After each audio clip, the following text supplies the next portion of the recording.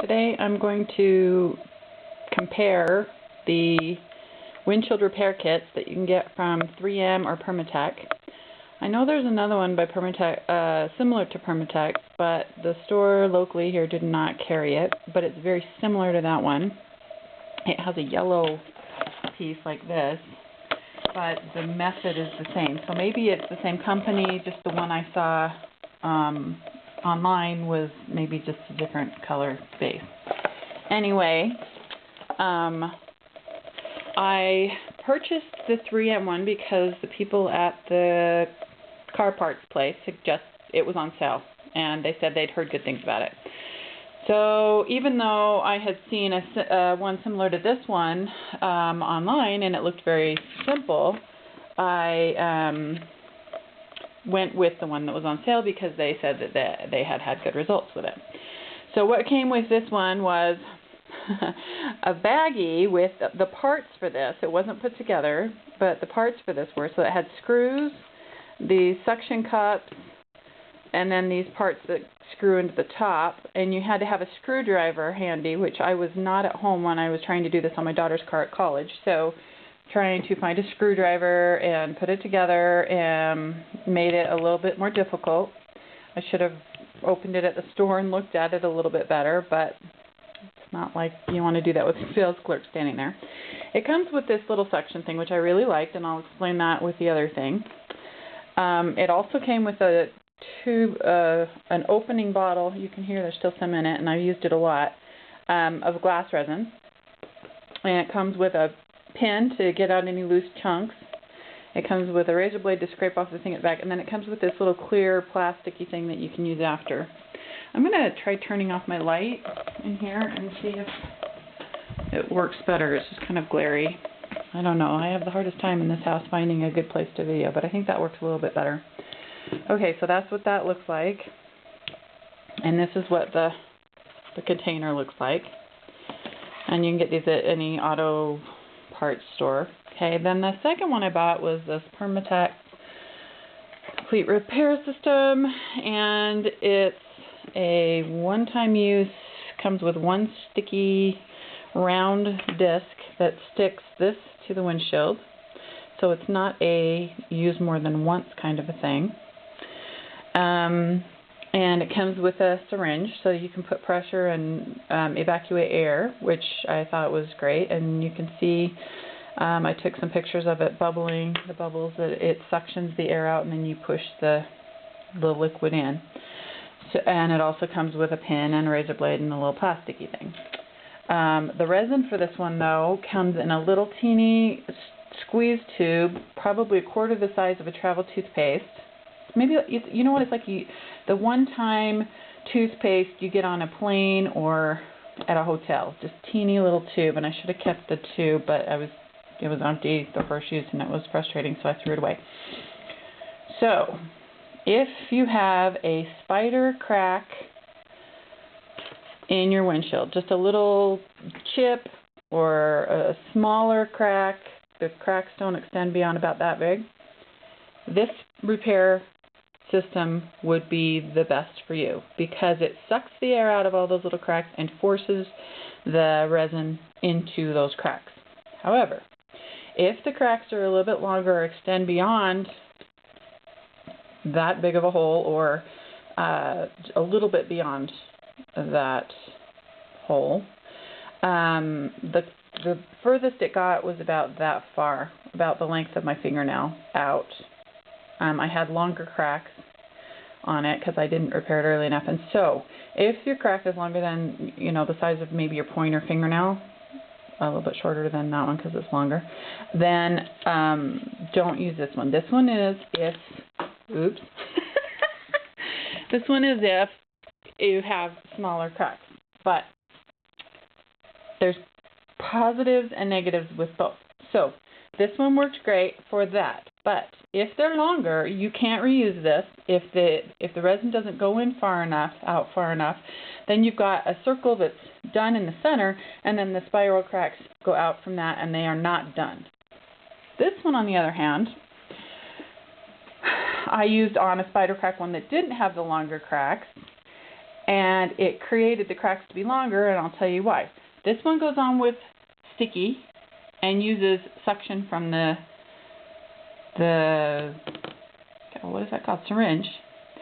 This one goes on with pressure. Now you have to suction it, so you're pushing it onto the windshield, and then you have to screw this thing down until you can see that little rubber thing down there.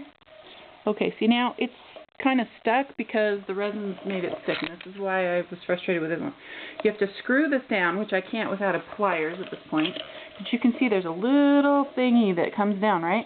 You have to screw that down until it hits the windshield. But the problem is, if it's in the center of your windshield, it's very hard to tell when that's touching your windshield. So I actually did it the first time, stuck the resin in, and it did a little bit, just a little circle, because the hole for this is extremely small.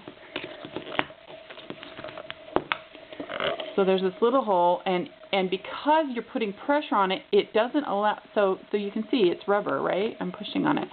Once you push that down and it's down tight, the resin doesn't go out beyond where you push it really tight, especially if you can't tell where you're pushing it down tight. So it's down on the windshield, and then it says in here, if you don't, doesn't work, do it again, and do it again, and do it again. Oh, repeat steps 4 through 10.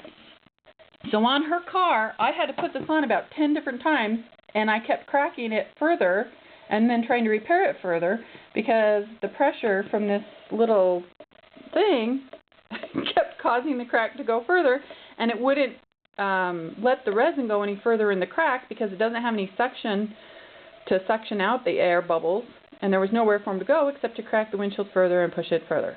So if you have a long-running kind of a crack and you used a Dremel to stop the crack from running, and then you use this, you could move this along the crack, and they give you all of this resin, and I've used this a lot, and then you just move this along the crack, and it will push the resin into that part of the crack, and then you just move it down further and further and further, because you can reuse this one. But if you don't stop that crack from going, then as you move it down, it can, because of the pressure with this, and it doesn't allow for the resin to go out very far because of the pressure put on it, then it can cause it to crack more and more and more. So 1, you need tools to put this together. 2, the pressure thing is really frustrating. You just dip this in there, squeeze it, pull some out, and stick it in. So then you don't know how much you're putting in. So you can kind of see, I hope, there's sticky resin drip down on the sides of this. Let me stick it up here and see if you can see. There's resin drip down there, and to get it to screw or unscrew, I had to have a plier because after about 30 seconds, it hardens, and then it gets the little resin thing stuck in there. And there's a little washer inside there that's just like that kind. And it got stuck in there after the first use. The resin stuck the little washer in there, and I couldn't get it back out. I had to like pry it out so that when I was pushing this back in, there was no washer to force the fluids down in, and so the fluids came back up and made a huge mess and got stuck on the outside in, and so it was a really big mess.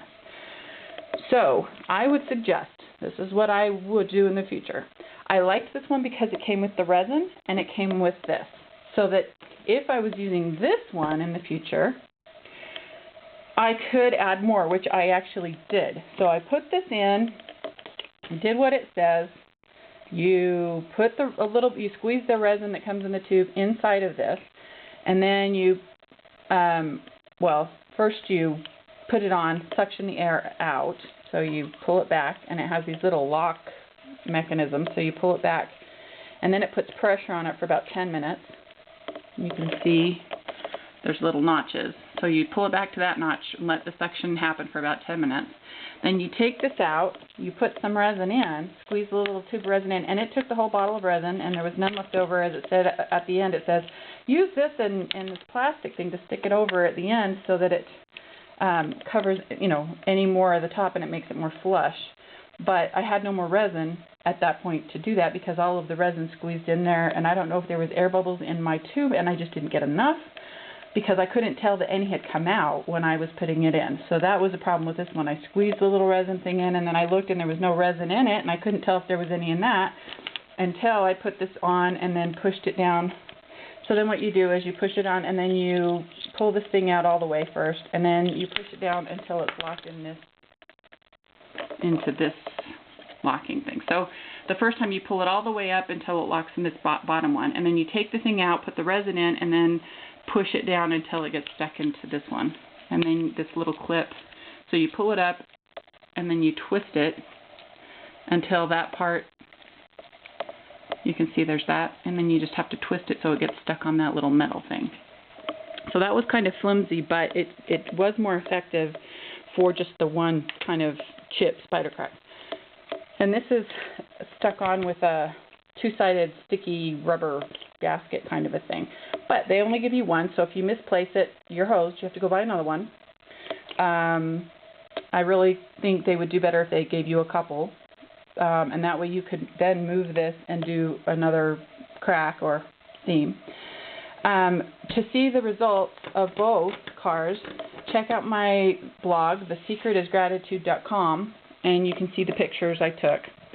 So this one has black and white instructions. This is the Permatex one that I like better for smaller chips and dings. It worked really well. It was easy. The instructions were not so easy. Watch a video online. There's a couple on there where people show they're actually doing it. I don't have the ability to edit it, so it wouldn't be beneficial. But I do on my blog have pictures of each stage and how easy or hard it was to do. This one is in color. I really liked it better. I think the instructions were a little bit better, but it was so time-consuming and pressure and sticking it on the right hole. I mean, you have to get that little hole on the center of your windshield and guess where that hole's going to be by putting this on and then screwing the entire thing down. And good luck if you don't have eyes in the car telling you up or down. It's really hard to gauge that, and I was by myself, and so it was really difficult to figure out how to get that teeny little hole right in the exact spot. So I suggest if you have both kinds of cracks, you have a little longer one and you have a round one, I would personally do this one first, and then I would take this one and go along the crack, because this one gives you more resin. This one gives you this little squeezy tubey thing. There's no way to get any more resin out of this one, but you could even, if you wanted to, make your own double stick thing and try it, moving it along the crack. I really think it would work if you did it every inch down the crack. But who knows? Neither of them was fabulous. I think if they took this method, gave you this, gave you several little of the stickies, this would be the best method. But because I had already purchased this one, I had all these other things. So my suggestion is buy both and use a combination of both of them if you have chip cracks or you have a little bit of a longer crack.